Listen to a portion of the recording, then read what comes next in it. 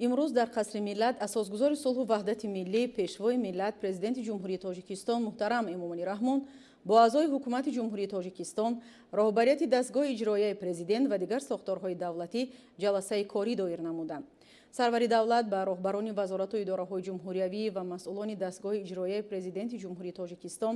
доир ба ҷараёни тадбирҳои омодагӣ ба 30-юмин солгарди истиқлолияти давлатии ҷумҳурии тоҷикистон сари вақт мавриди истифода қарор додани иншоти хурду бузурги ҷашнӣ, татбиқи амалии барномаҳои давлатии рушди соҳаҳои муҳими хоҷагии халқи мамлакат, суръатбахшии ҷамъоварии ҳосили саҳро, харидорӣ ва содироти маҳсулоти кишоварзӣ, ҷамъбасти муваффақонаи фаъолияти иқтисодию иҷтимоӣ дар 4 моҳи соли 2021 дастуру супоришҳои мушаххас доданд.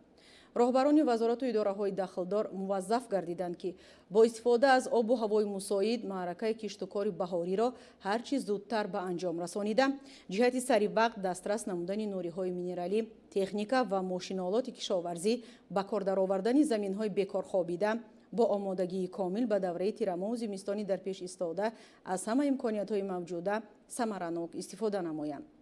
Сарвари давлат ҳамзамон ба роҳбарони сохторҳои қудратӣ ва мудофиаи кишвар вобаста ба афзои кунунии сарҳадоти Тоҷикистону Афғонистон,